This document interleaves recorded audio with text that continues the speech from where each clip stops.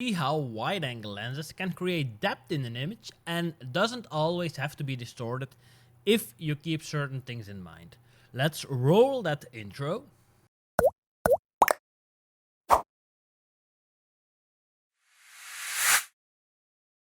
I'm Gunter, a full-time photographer based in Belgium, who is hosting photography workshops and model events. On this channel, we dive into model photography, behind the scenes and the retouching part of it all. Hey YouTube, what is good? Today I'll be talking about wide-angle lenses and how I've been recently using them in my photography, my model photography to be more specific. As you can see, these images shown on the screen have all been taken with the Nikon D850 combined with the 2470 or the 1635. For me, these lenses are normally considered landscape lenses, so I try to stay away from them unless I wanted to shoot a model outside and I need some extra space next to the model to include the environment on the image. But normally we don't do that, but for certain images, as you can see on the screen, there's a difference. So one thing to keep in mind when using these lenses is that the edges of these lenses will give you distortion, and on top of that a certain softness around the edges. You will see some less sharpness in the edges area. I'm using both Nikon lenses when doing this. One of the reasons I like to play around with these lenses is, first off, it creates distortions, but if you know where the distortion is happening, you can use that to your advantage. In a model's world, this means you want to make a model look really tall, or you want a certain item to stand out and make it bigger or smaller than the rest. For instance, these images with Celine shows you how distortion can work to your advantage and give her those killer long legs in the shot. Just zoom out with your lens, get really close to the object you want to make taller or enlarge, get close, and you will already see this distortion happening in camera. It's not something that happens after you've taken the shot. When you go closer and look through your viewfinder, you will already see the distortion happening.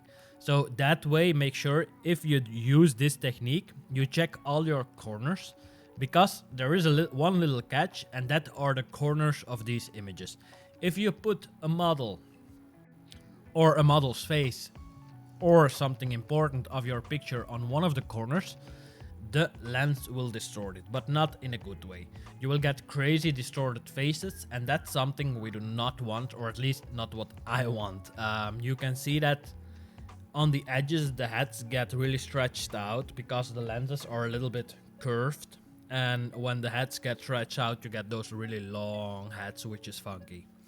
If you know that and keep that in mind, there is an easy fix for this. Never ever put a model's face next to the edge.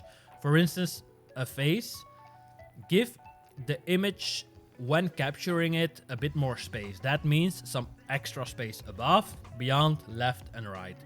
Or if an elbow is coming to you, make sure that the elbow is not coming towards the camera, because that will make the elbow huge on the camera. Now, there is an easy fix for this. You can easily, if needed, crop it out if you keep it in mind that you give enough space on the image above, left, right, so that when somebody views the image, they can't tell really about,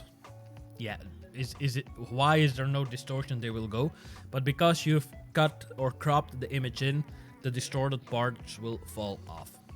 Now, my question to you is, did you already play around with it? Did you see this effect happen sometimes without knowing why? Let me know below. I'm curious about your experience with these wide-angle lenses. Well, what is the best focal length for these kind of images, you ask me? That is something that's totally up to you. Experiment with it and see what you will come up with. It's really hard for these kind of things to give you exact numbers, because it all depends on your preference.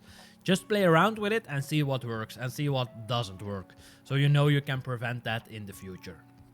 Another way I'm using these lenses lately is when I'm creating my typical shadow images in lingerie. if I'm shooting from the side, like I'm really on the opposite side of the model, the studio is only 5 meters in width, and I am limited by that distance between me and the model. There's only like 2.5 meters, so when I'm shooting with a 70-200 lens or an 85, there's not enough distance to make an image where it's cut just above the knees. Okay, you will get all the lights on the image, but on the other hand, that's a quick fix because the grids on the softboxes focus the light towards the model. So that means that everything behind the strobes will be black or partially black. So there's an easy fix for that, and I will run that little segment now so that you can see how you can fix it in Lightroom and Photoshop. You can choose whatever or combine both of them. Just have a look at how I remove them.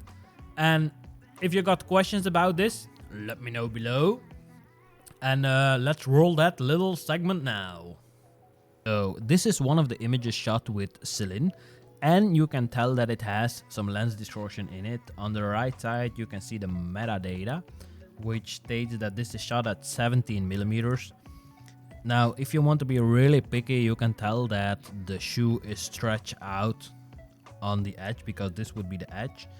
So that's something to keep in mind. Now, for this image, I didn't care that much because the upper body is centered in the image, so no distortion, or at least almost none.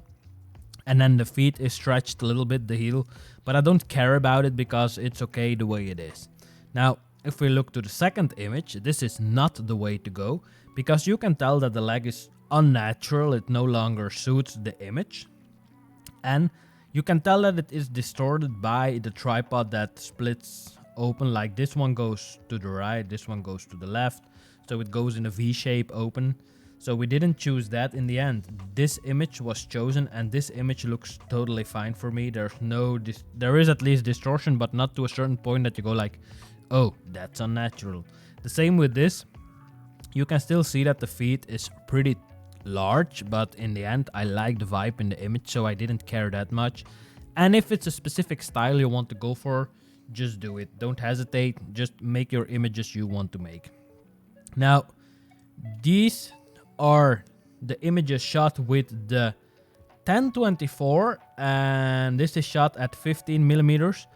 But this one is shot, it doesn't have any, but it's the same series, it's the same model. And in this image, we mount the camera on a boom tripod, which goes up, and then we control it by Capture One remotely. Now, let's see. This is the series retouched, shot with the wide angle. Even this image is shot with a 25, but you can tell that the face is stretched a little bit to the edge. Now, I don't care. The same with this one. I like that the legs look pretty long. But it's the way you use it. Once you know how to use it, you can always use Liquify in a later stage to make the distortions less. But if you know where they are, you can use them again to your advantage. Now, as mentioned before, this is an image shot in the studio. 2 background plates, model against it, and then you have the light. Now, to fix this in Lightroom, it's an easy way. You just go into Develop Module. You take, in this case, for instance, a gradient. You just drag it across. You lower the exposure. You emphasize the contrast. And then you just repeat this same process over and over again. Or you take a brush, you lower the exposure, and you just paint over it. And you just keep doing this over and over and over again, up until to a certain point that it's almost gone. Now, you just go new, you create a new one, you just paint over it, and there you have it, it's gone. Now, another way you can use this, I will do this image for instance. If you want to remove this one, you just have to keep in mind that there is a certain lens flare coming into the lens, so you would also have to remove that. Or if we do this into Photoshop, so I'm gonna export this out into Photoshop, I'm gonna right click, edit in Photoshop 2021, because we have an up-to-date Photoshop. So here it is. Ignore all the rest of the settings. What I'm gonna do is just duplicate this layer by hitting Ctrl or Command J. And then just take a normal brush, nothing fancy. Just like a normal general brush, like let's do a hard round, but you don't want a hard edge. You do right click and you lower the hardness to 0. And then you just hold down the Alt key. Then you get this little eyedropper. You click on it and then you just start painting over it. Now, for me, I prefer to do this in Photoshop. But you can tell that there's a difference between this dark shade and this dark shade. Now, what I'm gonna be doing is playing around with the flow, 20% something, sample this one and just try to blend those things nicely into each other. So with flow, you can build up the effect you have so that there is not like, yeah, it's building up the effect so it is not too quickly an effect as normally. So with flow, when you go over it, you go back over it, you build it up slowly. With opacity, you can paint, but then you have to stop and repaint over it with a new mouse push, and then you will build it up that way. But I like to keep on going, especially because I'm using a graphics tablet. It's easier that way. So this is a really quick fix, and this one is shot with, let's get back to Lightroom. This one is shot with the 2470 because it is shot at a 31mm. But it's easy this way because you create depth in the image and you can use that to your advantage. Now, these are other ones. These were shot with the 1024 from Nikon, which was borrowed, I don't have it. And here's another example of shooting with the 1635 shot at 16. You can play around with the wide angle. Like for instance, this shot, the leg is coming really close to the camera and then the boots get really emphasized in this shot, which is totally awesome. Or at least that's what I like to play around with. The same with this.